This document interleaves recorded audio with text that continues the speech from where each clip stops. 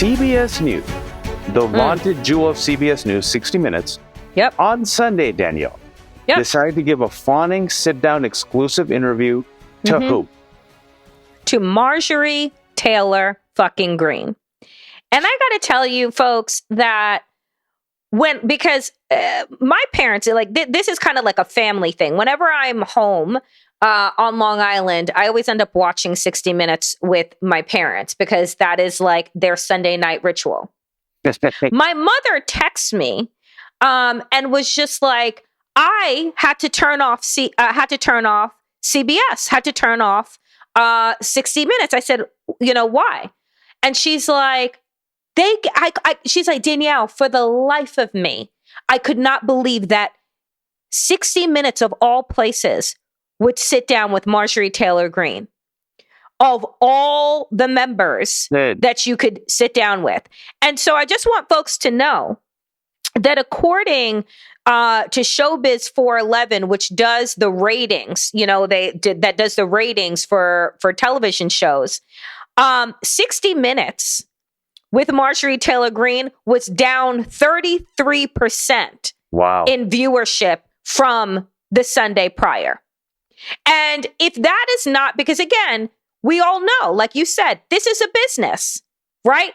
Journalism isn't about the fourth estate. It isn't about telling the truth. It isn't about, connecting the dots for the American people. And it isn't about alerting them to facts. No, it is a business so that they can pay their CEO and their shareholders. And so it is this very incestuous revolving door that we have seen with all the names that you bring up. So let this be a message to 60 Minutes, to CBS, and to the other networks, that when you bring on known white nationalists, anti-Semites, racists, and transphobes, people are going to turn the channel.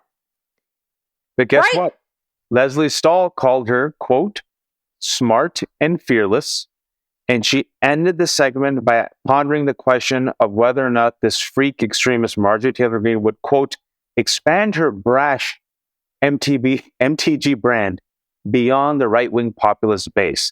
Smart, fearless, in-your-face, brash, and MTG literally sat there and called the Democrats groomers and pedophiles.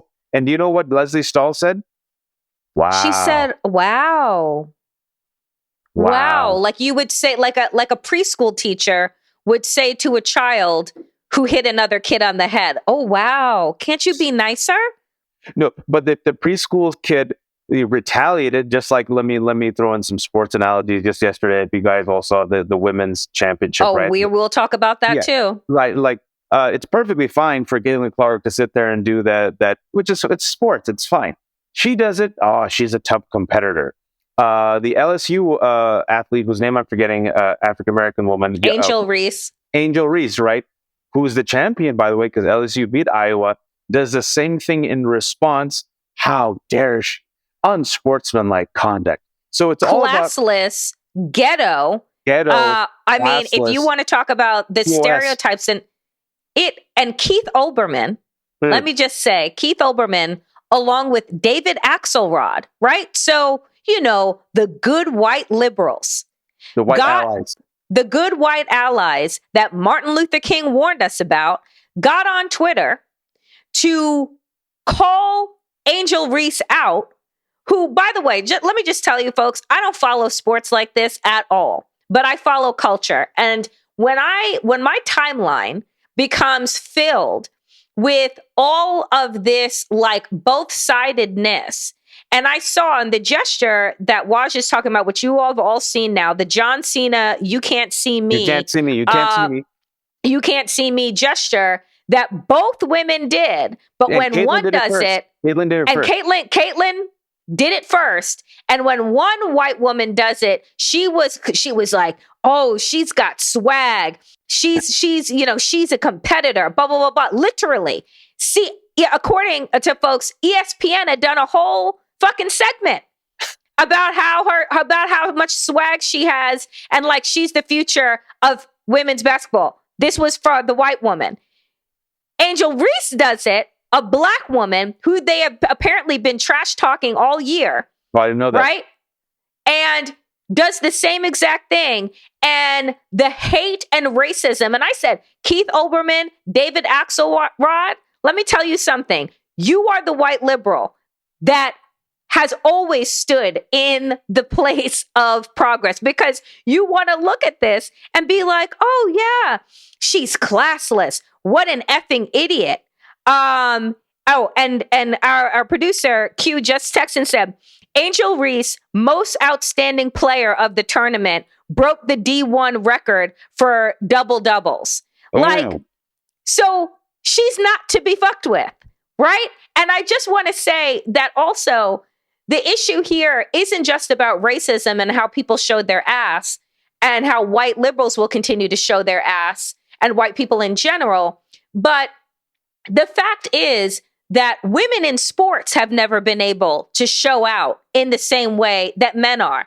Yeah. Basketball players talk shit, right? Like athletes, good athletes talk shit. Bad athletes talk shit.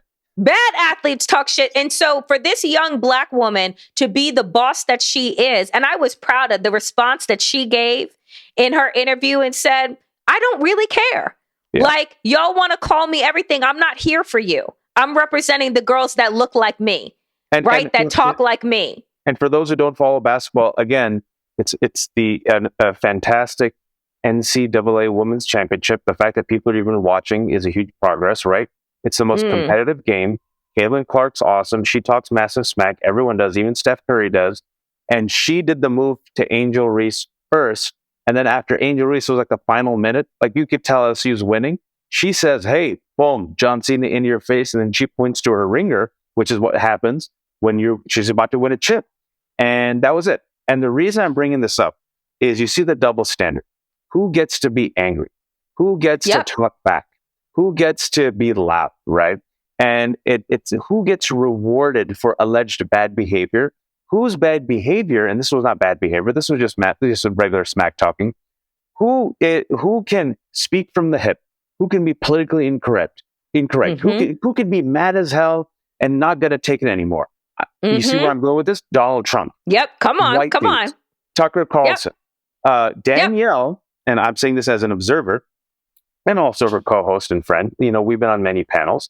Danielle is always articulate, very informed. Her passion comes not from insanity or irrationality. It's because she's aware of the injustices that are happening, and she vocalizes it. So Danielle, as a Black woman, gets called oftentimes in the comment section, this angry Black woman. Mm-hmm. But Tucker Carlson gets a multi-million-dollar show to platform rage and fake victimhood, even though he's a son of friggin' frozen food empire, grew up lily white, went to he has the softest hands on earth, went to literally the most privileged institutions, lives in one of the most expensive neighborhoods in DC. But this guy who's literally had no hardship is allowed, like Donald Trump, to be filled with rage. And instead of calling these people angry and reactionary and wild and hooligans and beasts, they're seen as keeping it real. Economic anxiety, just smart and fearless, in your face, bold opinions like Marjorie Taylor Greene. Now imagine, Danielle, and this inshallah will never happen because we're sober, sane, rational adults. If you and I echoed the exact content of an MTG, accusing Hillary Clinton of molesting children, accusing Jewish space lasers of causing wildfires, of going to a friggin' white nationalist and an anti-Semite. Like, let's just say we went to a Louis Farrakhan meeting and he would say the most anti-Semitic stuff possible. We're like, hey, he speaks to a base, and we're not going to apologize.